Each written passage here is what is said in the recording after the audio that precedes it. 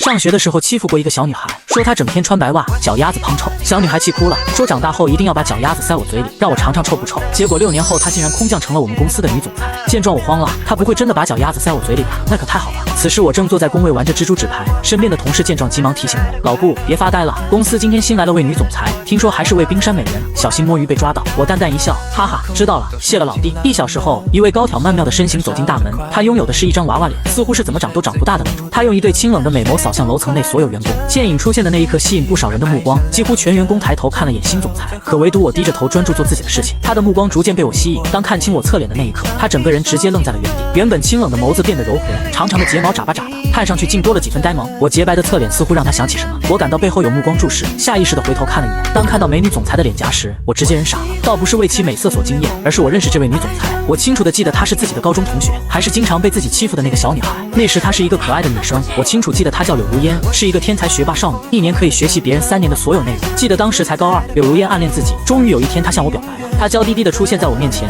小脸红得像个泡泡茶壶，并且礼貌地送出了情书。但我嫌她整天穿白袜，脚丫子肯定胖臭，便摸摸脑袋拒绝了。但没想到我的好心拒绝换来的是柳如烟含泪奔跑在楼道上，当时的小女孩哭得稀里哗啦的样子，成了我高2记忆犹新的一件事。此时我心里嘀咕着，应该没认出来吧？我当初拒绝了她，该不会真的把脚丫子塞我嘴里吧？要是真敢塞我嘴里，那我希望把她穿过的白袜也塞进去。柳如烟这时从我身旁经过，沁人心脾的清香萦绕在我的鼻尖。不过我盯着电脑假装认真工作，生怕被柳如烟认出来。只是我没注意到，柳如烟经过我时将小手背在后背，微微扬起了唇角。她来到了自己的办公室，等坐下来才重重地呼了口气，当总裁真的好累啊。随后又不顾形象地把高跟鞋甩掉，偷偷拿出几颗藏在兜里的 QQ 糖撕开塞进嘴里，像个小孩子一样，那小表情就是一脸的享受。这是高糖食品，柳如烟的父母可不允许她吃，所以只能偷偷的。虽然背地里有些皮，但她在管理这方面还是别具一格。她能当上这个总裁，不仅仅是因为她爸有钱，更因为她是个超级学霸。10岁初中年级第1，13岁高考霸榜，15岁跳级清华毕业，18岁被破格安排成为分公司董事长。不过她还是觉得命苦，才18岁就要来胜任人家40岁老头的职务。虽然说学业一路顺风，但是在高中却发生了一件令她难忘的事。她喜欢上了一个男孩子，并且花费了很长时间琢磨怎么跟人家告白。记得那是一个早晨，她看到温暖的阳光打在我洁白的侧脸上，我那灼灼生辉的颜值让柳如烟沉迷，小鹿乱撞。也因为那次暗恋，她在高2时的学校排名掉了，从永远的排名第1下降到了第2名。可就算这样，我还是拒绝了她。当然她知道我是在对她好。如今又见面了，而且还是以这种特殊的方式。她渐渐回想起跟我的过去，小脸腾的一下就红了。这时秘书没有敲门突然进入，吓了她一跳。柳总你怎么了？发烧了吗？柳如烟像是炸毛的小猫，立刻坐正身子，穿好高跟鞋，正经严肃道：没事，下次进来记得敲门。收好情绪后，柳如烟似乎想到什么，目光流传，轻轻问了她一声：外面那个男生叫什么名字？她想要确定身份，于是又指了指玻璃外。秘书顺着白皙的手指看过去，他叫顾晨，是新来的食品审核员，才工作半个月，不过挺认真的。柳如烟闻言兴奋地瞪大双眼，随后对着秘书说道：2分钟内我要顾晨的全部资料。秘书像是听到什么不可思议的事，但也不敢多问，应了一声就下去。时间一直到10点，我忙累了伸个懒腰，打个哈欠的同时，看到对面的总裁办公室走出来一位曼妙的倩影，白皙光洁的大腿，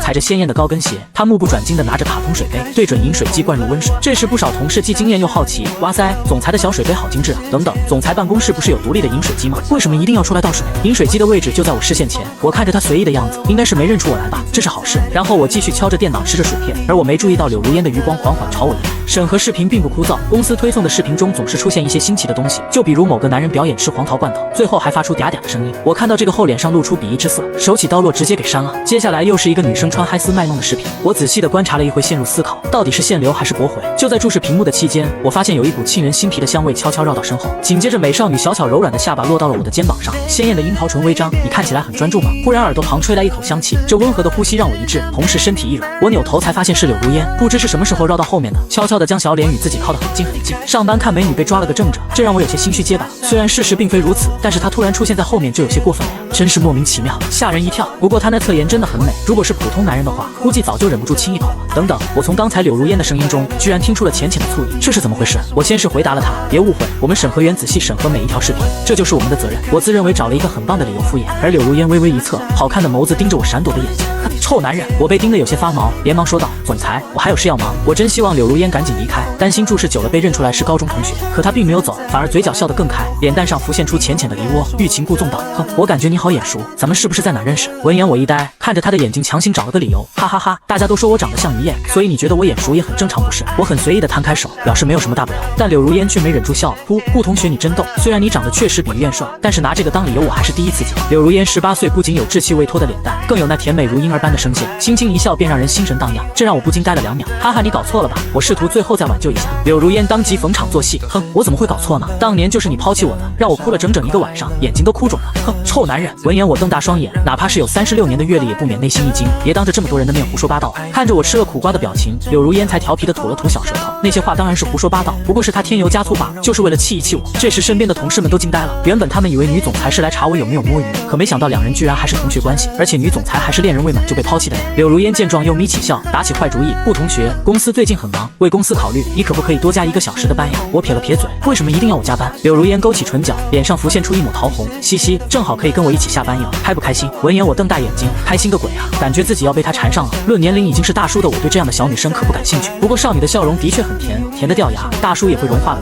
随后我应道，这也不是什么大事，加班就加班吧。柳如烟这才心满意足，蹦蹦跳跳回到了办公室。柳如烟仍然喜欢着我，但不再是过去那么怯懦，她已经很勇了。她发誓这次一定要抓住机会，将我彻底攻略。柳如烟走后，我感到一阵头疼，怎么摊上这丫头了？当条咸鱼怎么那么难？我还没恢复情绪，同事们却又炸开了锅。我看错了吧？不是都说新来的女总裁是冰山美人吗？我看分明就是邻家小妹啊！老顾你可以啊，还泡过女总裁，回头教教我呗。我白了她一眼，心想着长得像我一样帅就行了，随后便做自己的事了。虽然加了1个小时，但也不是不能接受，只要下班的时候提前走，就不会被她缠上了。就这么干。此时我正坐在工位加班，有些瞌睡，于是拿起杯子打算接一杯咖啡，可刚要起身，忽然肩膀上传来柔柔软软的力道，将我按回到座位上去。晨晨，你坐下，让我来帮你泡咖啡吧。话落，我手里的咖啡杯被人伸手接过。闻言我顿了一下，晨晨是什么玩意？微微扭头才发现，女总裁居然又神不知鬼不觉出现在了背后。她脸蛋上洋溢着笑意，就像是活泼的邻家小妹。什么鬼？原来她一直都在我身后吗？明明记得她一直待在办公室来着，还是我自己来吧。我可不想麻烦她，更不想扯太多奇怪的关系，然而却被她又一把夺了过去。哼，这有什么关系？我是老板，关心员工难道不是应该的吗？我看着她天真烂漫的脸蛋，满脸黑线，那你倒是去关心别人啊。她又轻轻拍拍我的肩膀，随后亲自倒壶了一杯温咖啡，缓缓地来到我的跟前。我点头接过，谢谢啊，总裁你忙吧。我真希望柳如烟只是来泡杯咖啡的，然而她却不经过同意的拉了一个板凳，嗖的一下坐在了我身边。工作一定很枯燥吧？那我来陪陪你呗。她又眨了一下好看的眸子。闻言我满脸震惊，我现在可以肯定，柳如烟并没有因高二拒绝而讨厌自己，反而因为我成为她手下的员工更加乘胜追击。工作对我来说很有趣，我不枯燥，我顽强地解释道。但柳如烟是怎么劝也劝不走，就像一只不投食就一直处在原地的小奶猫。同事们时不时抬头，羡慕的不得了，议论的大多是顾晨这个钢铁直男这么不解风情，总裁明摆着喜欢他就看不出来吗？要是我早就答应了。我正在点鼠标，而柳如烟则安静地坐着。终于她开始忍耐不住寂寞，可以一边工作一边聊天吗？晨晨，不要这么叫我。我满脸通红地看着她，她略一思索，那叫你姑姑还是顾晨晨？我最后妥协了，算了，还是晨晨吧。随后柳如烟点点头，自顾自地回忆起了过去。晨晨，你还记得高中那段时光吗？那个时候我特别喜欢看你打篮球，尤其是单手扣篮，真的超帅大。被美少女夸赞，我难免内心还是有点小激动的。见状，她坐正姿势继续说道，我记得那是一节体育课，天气很热很热，你打篮球满身是汗，很多女生都为你尖叫，你起跳飞跃然后扣篮，最后单膝落地收场，实在是太帅了。我额头上出现一根黑线，也就那样吧。我回想起那节体育课其实还挺尴尬的，那次投篮原本想以一个帅气的姿势扣篮，但是中途却失误，最后导致单膝下跪磕到地面上，所以我都不好意思提起这件事。柳如烟不知道我在想什么，又继续道，还有呀，晨晨你超有爱心，每天放学我都能看到你投喂流浪在外的可怜小狗狗，他就喜欢有爱心的阳光男孩，我简直满足了所有条件，所以他才不能自拔。但这又让我尴尬了，回想起一放学就投喂流浪狗的事，我就气不打一处来。高二的时候有一条很凶的流浪狗，一放学就经常跟着我跑，不给投喂它就追，有一次还追到家门口了，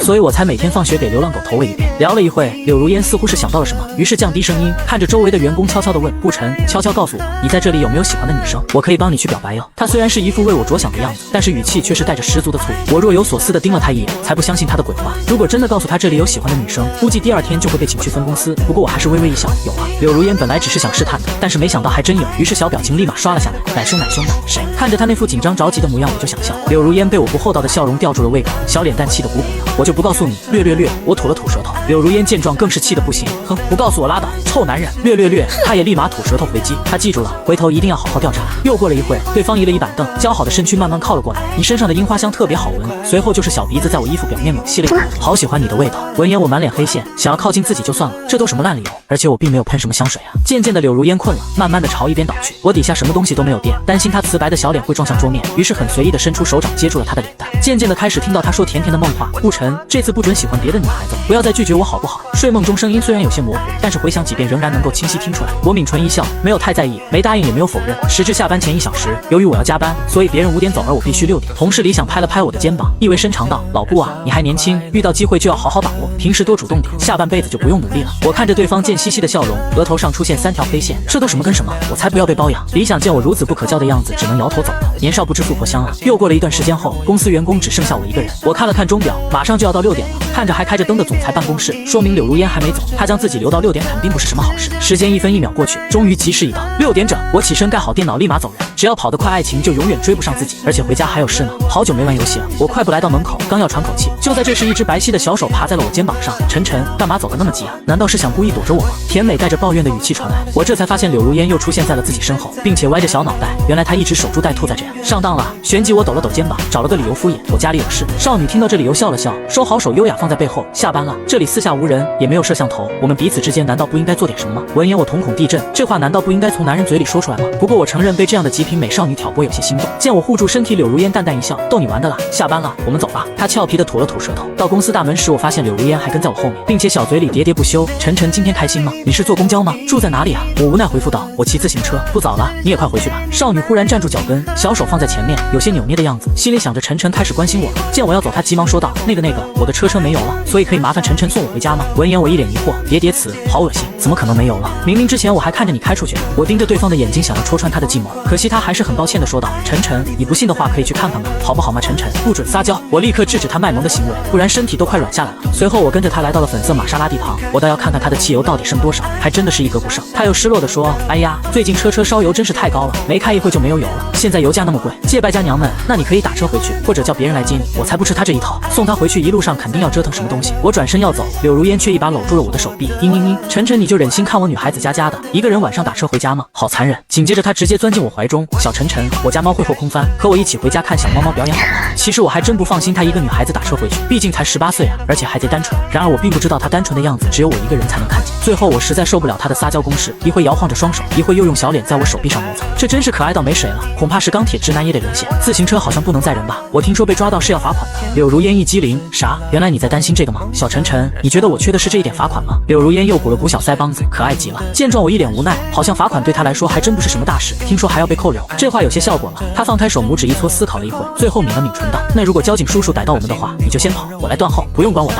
我听后立刻露出一副看小傻子的目光，说的还挺励志的。不过如果真的被带住扣留的话，我才不可能丢下他一个人不管。可是我家住在大学城，咱们不顺路吧？大学城？那太巧了，就说我们有缘嘛，我正好也住大学城。耶个锤子！其实劝阻走他的方式有很多，不过我永远都叫不醒一个装睡的少女。随后我来到了电动车旁，柳如烟有些没好气的看着我。没错，为了摆脱他，我撒谎自己骑的是自行车，不过电瓶车也明确不能带人。上车之后我控制方向，柳如烟则侧身缓缓坐在后面。俊俏的小伙子与极品美少女坐电瓶车同框画面，当即引来了不少人的目光。车子发动后，柳如烟靠在我的后背上，她不好意思抱住我，因为有前车之鉴，生怕惹我生气了。但车子才开动了一会，我却率先开口，柳如烟，你干嘛不抱紧我？我目不转睛，毫无波澜，但柳如烟却睁大眸子，什么？我没听错吧？她就像是接受大哥哥施舍糖果的小女孩，满脸欣喜。我却讲出来了自己的理由，不然你一松手不小心摔下去，我还要负责任呢。柳如烟这才有些小失望的歪桥点头。就这样，她伸出双臂，将我抱得紧紧的，脸贴在我的后背，说什么也不松开了。从高中时期，她就一直幻想着与喜欢的人抱在一起，直到现在才实现。不过也不算迟，几分钟后，马上就要到达大学城了。此刻我正在等一个红绿灯，等待间身旁的一辆汽车却传来躁动的声音，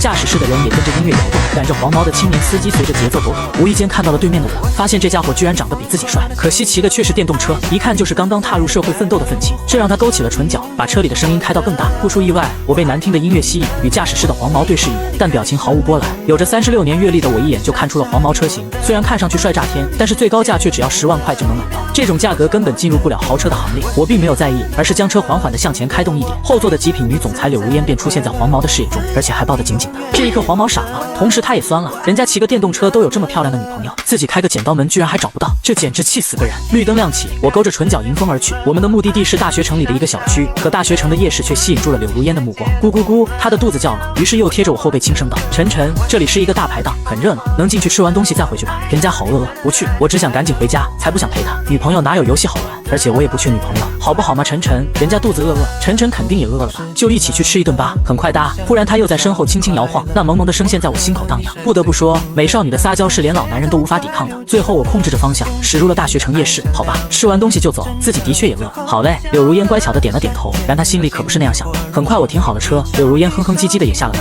哎呀，屁股都坐累了，晚风有些凉快，将柳如烟好看的单马尾摇曳起来。走着走着，忽然一件刚脱下来还带着热气的外套披在了他肩上。柳如烟看着外套，惊喜的瞪大眸子，眼袋粉粉的看着我。晨晨怎么突然对人家这么好呀？而我只是淡淡回复道：我热了呗，不要是吧？那还我吧。柳如烟这时像是护食的小猫，迅速的抓住外套两边不让我取走。不，谁说我不要的？披在我身上，我就不还你了。他很俏皮，内心超级窃喜，他这副模样简直是可爱到爆了，真想把他抱起来表演一个过肩摔。不一会我们走进了大排档，这里才是真正的人山人海，干饭人的天堂，烧烤、奶茶、关东煮、海鲜等等，总之想吃什么应有尽有，好香啊！哇塞，是臭豆腐耶！小晨晨，我好想吃，可不可以给我买吗？我扭头看他，喂，这个月工资你还没发呢。其实臭豆腐不贵，但是我才不会因为对方一句话就给他买，可不能惯着，是吗？他疑惑道，竟然是因为这种小问题。于是掏出了手机，在屏幕上点了几下。我看着他的行为，还没来得及阻止，手机就突然传来到账信息，叮咚，到账50万元。他又高兴的扬起小脸，好了，这下可以给我买好吃了吧？我又用看小傻子的目光看着他，借败家娘们，回头还是把多的钱退给他。我应着他的要求点了2份臭豆腐，我有些好奇，像你这样的大小姐竟然喜欢吃这个。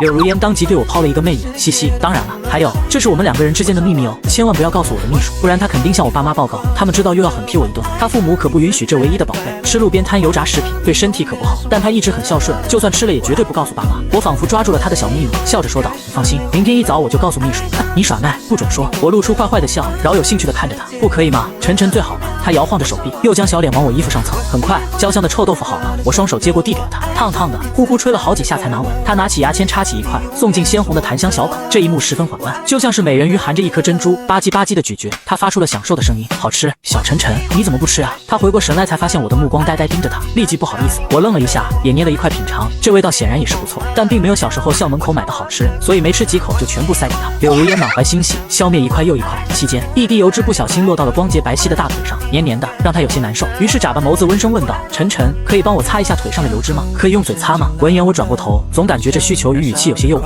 这不好吧？你自己不是有手吗？自己擦，男女授受不亲，见我不帮忙。柳如烟小脸顿时委屈了，可怜巴巴的说道：可是我手里都放满了东西了嘛。我一看，的确是双手满满当当的，无奈只能抽出一张纸巾。她的大腿不像别的御姐女总裁，她是没有任何遮掩的，纤细的就像2根竹竿，比例超好看。我怀揣着纯洁的心灵，拿出纸巾帮她擦拭，几乎是接触的一瞬间，我感到柳如烟的身体似乎颤抖了一下，就像触电那般，用了2张纸才擦拭干净。我抬头却看见她的小脸红彤彤，埋在领子里。我们继续往前走，本想找个卖炒菜的地方吃个饱就行，但柳如烟却非要逛来逛去。不一会又来到了麻辣小龙虾的摊位，柳如烟欣喜地看着满盆的小龙虾，哇塞，我最喜欢吃麻辣小龙虾了。台子上有许多装着小龙虾的盆子，她俯下身来，觉得好玩便伸出手指头到盆子里。等我发现时已经晚了，不出所料玩脱了，她被一只小龙虾夹着白皙娇嫩的皮肤疼得嗷嗷尖叫，她这才后悔了。转身时便看到手指头上吊着一只小龙虾，我连忙把手里的东西放到桌上，呵呵，好玩吧？我轻轻用手将龙虾的前爪扒开，她手指头这才解放，呼呼地吹了起来，呼呼，好痛呀！嘤嘤嘤，只是被夹了一下，哭的就跟个小孩子似的，不行了，快被萌坏了。我仔细一看，好家伙，还真流眼泪了，眼圈都红了，可以明显的看到皮肤上有红印子，都快破皮了。我接过她的手指头含在嘴里，柳如烟瞬间不觉得疼了，缓缓地睁大美眸，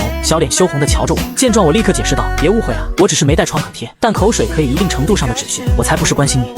柳如烟檀香小口应了一声，很是乖巧的样子。嘻嘻，晨晨果然是在意我大。柳如烟看着被我含过的手指若有所思，渐渐摇起唇，她似乎在想什么奇怪的事。摊外不少人都投来羡慕的目光，吃着美食。忽然我看到摊外出现夺目的一幕，3位穿着白丝的漂亮女生从身边经过，并且一个个有意没意的对我抛着媚眼，这让我不禁多看了一回。不是因为她们有多漂亮，而是想和她们学习一下穿搭。我又扭头多看了一眼，纯粹是学习一下穿搭而已。刚想收回目光，自己的大腿却被人从底下轻轻踢了一脚。哎呀，你踢我干嘛？柳如烟小脸上一副醋意，哼，你那么喜欢看吗？那我明天上班也穿白丝。闻言我一惊，这公司福利有点高啊。看着对面凶奶凶的模样，我很震惊的说道：不准穿。但说出这话我才感觉有些不对，我为什么管他？柳如烟听后露出一副不敢相信的表情，因为我居然命令自己不准穿，这种感觉就好像是属于他的私有宝贝一样。为什么不让我穿？他又一副挑弄的语气，反正就是不准穿，没有理由。我态度很强硬，他才18，穿成那样子给自己看就算了，被那么多同事看见像什么话？对，就是这样。柳如烟这下心里才明确了，咬着唇瓣乖巧回了一句：好吧，眸子中充满了欣喜。她感觉自己就像是我的亲妹妹一样，如果穿了会被做哥哥的好好修理一顿。经过这一次，我发现女生是真的能吃，而且她明明腰这么细，却怎么吃都看不见多少起伏。柳如烟捧着这杯温奶茶，又看着我，小嘴吸吮着，就像是小仓鼠一样可爱。她眸光忽然看到对面不远处有一对情侣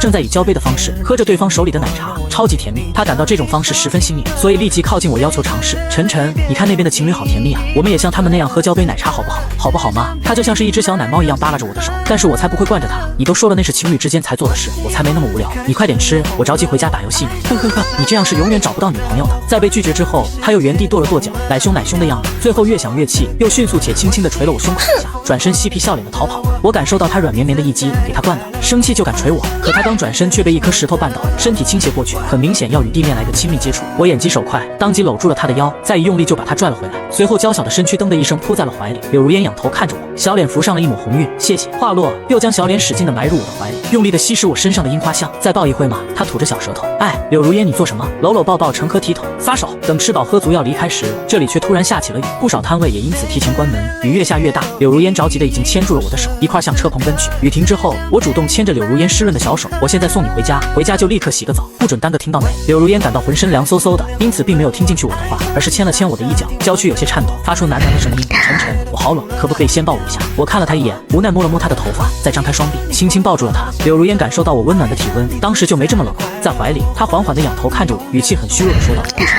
可不可以奖励我一次呢？这软软糯糯的声音就像有效的麻醉，让我的头脑有些嗡嗡的，不听使唤的点头，轻轻地低下了脸。柳如烟也很配合地点起脚尖。然而就在美妙的事要发生的那一刻，意外却发生了。由于二人没注意，抱在一块，重心往右倒去，紧接着啪的一声，我倒霉地摔倒在地。哎呀，顾晨，对不起，我太不小心了，你没摔伤吧？晨晨，你流血了，我现在就打120。柳如烟惊慌失措地想着急救，一边扶着我，一边拿起手机拨打电话，生怕出什么事。其实只要处理一下就好，不是什么大事。我又不是明星，没必要破点皮就上医院。于是赶紧阻止他。柳如烟，不用上医院，我自己可以。但他却很霸道，不行，这都流血了，怎么可能不上医院？先别乱动，免得伤口拉大，120马上就来了。我无奈扶额。这个时候柳如烟怎么劝都劝不动，不过这样倒更像一位真正的霸道女总裁了。可声音还是软软的，难过的样子。不久急救车赶来，看到流血的这一幕，立即把我抬上了床。但是当看到流血的伤口时，几个医生纷纷都用不可思议的目光看着我和柳如烟。就这点伤口还需要急救？感受到他们的目光，我尴尬的把自己脸蒙上。后来我才知道，原来这家医院属于柳氏集团旗下的高级私立医院，所以只能由着这位大小姐来。将近1个半小时后，病房内只剩下2人。晨晨喝药吗？晨晨渴了吗？晨晨要喝水吗？要吃苹果吗？冷不冷呀？晨晨理一理我吗？感受着来自他的关怀，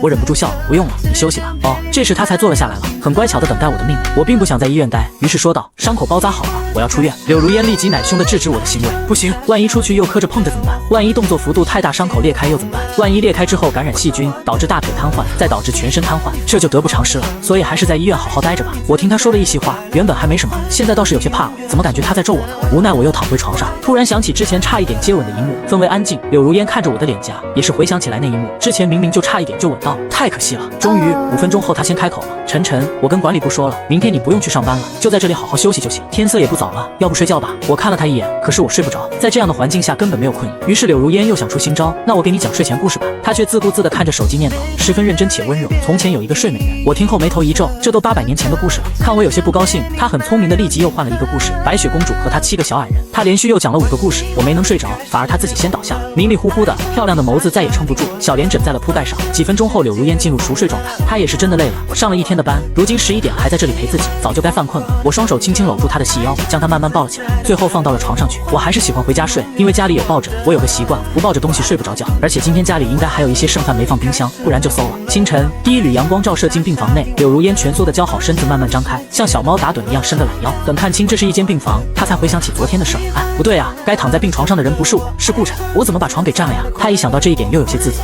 明明晨晨才是病人，她居然把病人的床给睡了，还睡了一晚上，感觉房间里空荡荡的。突然间醍醐灌顶，顾晨不见了。她迅速起身，在床底下以及衣柜找了半天都没能找到我。这时一位护士推门而入，她昨天晚上就离开了呀，而且还很关心你呢，叫我不要打扰你。柳如烟当时头脑一阵轰鸣，像是泄了气的皮球一样，一屁股瘫坐在床上。是吗？她这才明白，原来我昨天晚上趁她睡觉的时候就逃走了。可突然又想到什么，眸子一亮又振作起来，随便洗漱一番，拿上手机打车奔去公司。她今天都没穿高跟鞋，因为那实在是太蹩脚了。她来到公司之后慌慌张张的，当看到我那熟悉的侧颜，她才放松下来。顾晨来了，而且很早就坐在工位上认真工作了。我一早来审核，现在审核的视频是小姐姐跳舞的视频，看了有足足半小时。柳如烟见后又吃醋了，便悄悄地来到我身后，像是捉迷藏要抓到对方了。她渐渐俯下身子，我点着鼠标，然却感觉到脸上传来温润的触感，一只调皮的小家伙在自己的脸上啄了一口。我扭头看到是他，没想到柳如烟居然搞偷袭，我立刻伸手把脸上的红印擦掉。柳如烟，你做什么？这么多人看着呢。然而柳如烟却嬉笑道，当然是早安吻了，难道晨晨不喜欢吗？他又歪着小脑袋，我一脸憋屈，我喜欢个锤锤啊。这一幕让公司里的单身狗们一惊，接着便是羡慕不已，纷纷都在议论我的直男行为。柳如烟这才红着小脸走进了办公室，我真拿他没办法，谁叫他是上司呢？柳如烟来到办公室，几分钟后才收好心绪，进入工作状态。他问了一句秘书，最近公司有什么问题还没解决吗？他身为老板，公司当然还是要放在心上。秘书立即道，总裁，公司马上又要做视频推广了，女模特都找齐了，最近急缺一位男模，之前找的几位要么不合适，要么生病了。总裁，你看你那里有合适的人选吗？男模。柳如烟听后认真的思索了会，忽然眼前一亮，看向玻璃外，有。时间一直到中午，所有的干饭人纷纷如脱缰野马一般冲向食堂，然而只有我还在审核最后一条视频。终于视频审核完了，我也起身打算去打饭。公司的福利很不错，中餐西餐样样都有，关键是不要钱。可刚站起来，却被一双白皙的小手给按了下去。见状我一呆，这熟悉的剧情，熟悉的套路。扭头一看，果然看到柳如烟令人心动的笑颜。我操，他又是什么时候来到我后面的？难道他真会顺应吗？我要吃饭，你别扒拉我。哼哼，你不用去食堂了，因为我特地亲自为你准备了一份爱心便当，分量超足，味道超棒哒。接着又将早已准备好的便当放到桌子上，这是一个粉红色的盒子，很适合猛男。透明的盖子内，食物的颜色很是鲜艳，看上去颇有食欲。不用了，既然你那么用心做的，还是你自己吃吧。我抽身又打算离开，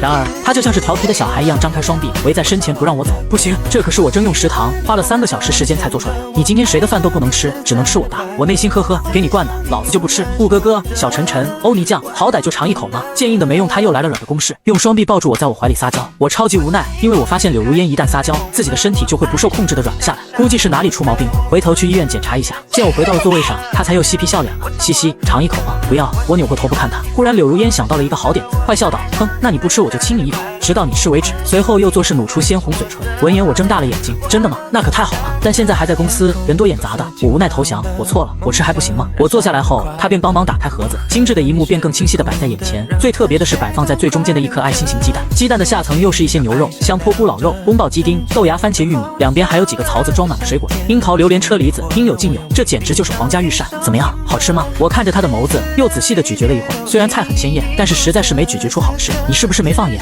柳如烟小脸蛋有些失落，搓着小手，那个，我总是笨手笨脚的，所以不敢放盐。他这副自责的样子好可爱，瞬间口里的宫保鸡丁变甜了，是不是很不好吃？如果这样就算了吧，咱不吃这个了，还是去食堂吃吧。他有些小难过，想要收回盘子留着自己吃，我觉得好笑，伸手给拦住了。还可以，不太难吃，我吃得下去。其实我是骗他的，没放盐都是小事，关键其中还有更奇怪的味道，简直黑暗料理。柳如烟眼眸中满是惊喜，喜欢吃的话，以后我天天给你做。噗，我没忍住喷了一嘴，不用了。我连忙挥手，看我吃的那么香，柳如烟顿时也充满了食欲。她娇躯靠近，晨晨，我也想吃，能喂我吗？我听后主动给她找出一个勺子，反正这么多也吃不完。她瞬间不高兴了，不要，我要叉子，不然我吃你嘴里的也行。嘻嘻。闻言我一惊，你又想间接接吻？好吧好吧，我给你拿叉子。可是她并没及时接过，而是樱桃小嘴一张，我要喂。见我翻了一个白眼，她委屈地说道，难道很为难吗？可是昨天我都把虾剥开，亲自将肉喂给你了呀，这就开始翻旧账，合着是为今天做铺垫了。礼尚往来，似乎也没什么理由拒绝，又不是什么大事。于是我勉强用叉子插起一块牛肉给他递过去，他下一秒红着小脸，小嘴一张，兴奋地给含住。原本还挺幸福的脸蛋，当品尝到食物真正的味道时，却突然露出一副苦瓜的表情。好难吃呀，怎么会这么难吃？他开始怀疑人生，这还怎么当一个贤妻良母？见状我一笑，表示无所谓，吃饱了就行。他这才好受了些。见我马上吃完了，于是又将身体凑近了一点，歪着小脑袋看着我。晨晨，公司最近急缺一位男模特，但是我找了好几天都没找到合适的。可直到今天我才发现，我想要找的人其实远在天边，近在眼前。男模只需要在摄影棚里摆几个姿势，拍几秒钟的广告就好。干嘛跟我说？见我提到了点子上，柳如烟立刻拍桌子，因为我想邀请你做本公司的男模特，我觉得以你的身材和颜值再适合不过了，而且薪资待遇是审核员的2倍，就答应我吧。我瞪了他一眼，不要，我可不想做什么男模，何况还会推销出去让几亿人看见。原来这边当做的那么精细，是为了求自己当男模，想得美。模特的身高需要1.85米以上，最好要长得像彭于晏，所以只有你超级合适的，再没有比你更合适的人选，求求你了，帮帮我吧。夸我也没有用，我又不靠颜值吃饭。我挥了挥手，接着他不服输的放出新招，拍一条广告就有1万块，你真的不要吗？见我摇头，于是又伸出一根手指，那一条广告2万块，就这么定了。柳如烟打算强买强卖，但我却按了按他的额头，忘了告诉你，我对钱不感兴趣。我知道这是他在给自己开小灶，没有任何名气的男模不可能一条几秒的广告费就那么高。我的大手在他的额头上磨砂了一阵，想让他放弃这样的念想，找别人去吧。他感到大手很温暖很舒服，自己变得就像一只听话的小猫，柔软的小脑袋往上蹭，直到我把手拿开之后，他才回过神，感觉被主人戏耍了一般，憋屈着一张小脸，气呼呼的，哼，身为男人一定有让你感兴趣的东西，你既然对钱感兴趣，那一定是对女人感兴趣。闻言我一呆，这他喵的什么逻辑？不过好像也没什么问题。他又忽然想到什么，一脸认真的说道，那这样吧，今天晚上我去你家服侍你，这样总可以答应了吧？他语气中有些小窃喜，什么鬼？怎么感觉还是他赚了呢？明明是个女总裁，却说出这样害臊的话，这让我有些疑惑。服饰。他点头，又很单纯的回复，当然是打扮成动漫人物的样子，给你打扫卫生，再捏捏腿捶捶背了。你们宅男不就喜欢这样吗？我一脸无语的看着他，这些都是谁告诉他的？而且我什么时候就成了宅男了？柳如烟的小脑袋瓜又想到什么，扭捏含羞地道，当然，如果你没忍住，想对我做什么过分的事情，也不是不可以。嘻嘻。说到这里，他眼神又快速的闪躲，并将小脸用小手捂了起来，语气开始还挺委屈，但是到后面居然能听出他略有期待的笑声。见状，我翻了个白眼，斩钉截铁道：不需要，几颗花生给你磕成这样，那你想要什么？柳如烟又揣着胸，居然这么多诱惑摆在他面前都无动于衷，正常上班就行。我毫不犹豫回复：求求你了吗？柳如烟又开始抱住我的手臂撒娇，声音软软的，小手摇呀摇，好玩极了。好吧，真拿你没办法。那什么时候开始拍摄？需要换衣服吗？还有最后正常结工资就行了。柳如烟这才撒娇抽回手，想躺在我怀里，却被推住了额头，还是嬉笑道：好耶，终于搞定晨晨了。他其实挺苦恼的，这样的机会别人求都求不来，但放在我这里却还要撒娇卖萌才肯勉强答应。吃完午餐，我帮他把碗给洗干净，并且嘱咐下次不准做了。时间一晃来到下午3点，女总裁再次出现在众人面前，又来到我身边，轻轻地抓住我的衣角，一起前往摄影棚。摄影棚很大，可以说是3个大办公室结合，其中摆着衣服、道具、摄像机以及化妆台。在员工面前，柳如烟又露出严肃的神态，交代了我是男模的事情。之后我便被拉去补妆换衣服，我只想快点结束，回去继续审核视频看美女。换好衣服，等我披着西装的身影出现在众人面前时，旋即惊艳当场。原本就男人味十足的我，这番打扮更是夺人眼球，瞬间成了全场焦点，迷倒现场一大片迷妹。柳如烟眼里也泛出了足足的花痴相，满眼皆是桃心，更甚至舌头舔着嘴角，仿佛我是美味的食物，简直比模特还模特。我有些害怕，紧了紧衣服，随后按照摄影师的招呼，与一位漂亮的女模站在一块。这位女模还是一位网红，公司花了些钱请这样的人来拍摄，这样广告效果能更好。同时周围还有几位身材不错、颜值一般的女模男模做行走背景。林瑶是属于一眼惊艳的那种类型，但是不宜久看，看久了也会觉得乏然无味。虽然是网红模特，但我过去压根就没看到过，可能是穿越过来给忘了。林瑶看了一眼眼前的男人，眼里满是金光，咬了咬嘴唇。原本她并不屑于拍摄这种广告任务，也不会正眼看某一位男人，不过眼前这一位倒是别出心裁，令人垂涎欲滴。随后两人穿着一身华丽的衣裳，听着摄影师指挥，你需要把林瑶抱起来，完成一次假亲即可。我有些疑惑啊，这钱还真不好挣，居然还要亲别人，假亲太难了，要不然真亲吧。但我还是本能的躲了躲，可林瑶却故意靠近，我下意识看向柳如烟，果然看到她生气的小表情，没想到剧本是这样，当即后悔了。可爱小脸一副窘态，不知道剧本的她原本以为最多牵个手就行了，结果呢，她这是傻到花钱把顾晨送给别人了，万一不小心顾晨初吻没了怎么办？她越想越害怕，幽怨的看着摄影师。摄影师感受到背后一凉，挠了挠头，心想着不是总裁要的最好效果吗？还没人喊开始，林瑶却想要直接搂住我，我们开始吧。她很激动，从没见过比彭于晏帅的男人，她已经等不及了。柳如烟见此，慌忙的在柜子寻找，咦，我刀呢？我还没反应就被她抱住，看眼前的女人闭上眼睛，嘴唇就要压来，这也不像要假亲的样子。忽然一道尖锐的声音响起，住口！林瑶被吓一跳，立刻下来，回头一看，竟是柳如烟气红了脸。摄影师换人！柳如烟低声道，走了上去。摄影师懵了，刘总换谁？还有现在可是关键时刻，我们上哪去找人啊？他很无奈，而柳如烟却抿起了漂亮的嘴角，把林瑶换了。我觉得他不太合适，我自己来吧。我不入地狱谁入地狱？林瑶傻了，不过根本不敢与他对视。柳如烟此时的目光超级凶，只好低着头走了过去。他很失望，好不容易看到一个比彭于晏还帅的男人，然却被总裁给抢了。我眨了几下眼眸，柳如烟，别闹，这么多人看着呢，我能不知道他是什么想法吗？我才不答应嘞！然而柳如烟立刻叉着腰，一副吃醋的样子，奶凶奶凶的说道：哼，难不成你真想跟他亲吗？不都说了吗？是假亲。我无奈解释道：不管，我不同意。柳如烟见我说的这么有道，顿时也找不到其他理由，开始耍赖了，在原地将小脑袋摇得像拨浪鼓一样，十足的小孩子气。然后又不经过同意的一个飞跃就跳到了我身上，给了我一个大大的熊抱。我们准备好了，快开始拍摄吧。柳如烟面朝着我，超级期待的模样。我有些无奈，心想算了，跟谁拍不是拍，而且为什么与他抱在一块会更心安一点呢？应该是错觉吧。所有人都震惊在当场，这总裁怕是有多重人格分裂吧？面对他们就是猛兽人格，面对顾晨就像一只刚出生的小猫一样，而且这狗粮好大。我对上少女的眼睛，试探性的伸出双手抱住她，因为如果再不抱住，她的娇小身躯就要滑下来，还得把自己的脖子给勒疼了。记住是假亲，你要敢乱来我就……柳如烟立刻不乐意，能借着这个机会对她乱来一次，何乐而不为？她瞪着一双美眸，捂着小腮帮子，你就干嘛？看着她这小孩子的模样，我根本就生不起气，下意识道就打你屁屁。哼，柳如烟哼哼唧唧，不过还是有点害怕，毕竟我的手那么大。拍摄就这么稀里糊涂的开始了，女总裁的衣服也并没有换，摄影师发现这样的视频效果更好，简直是绝配。他循循善诱指挥道，麻烦再近一点，对，再近一点，对，很好。听着指导，柳如烟嘴角翘翘，微眯着眸子嘟着嫩唇，而我却满脸黑线，怎么感觉摄影师在搞我？看着眼前鲜活的唇瓣靠近，只有咫尺之隔，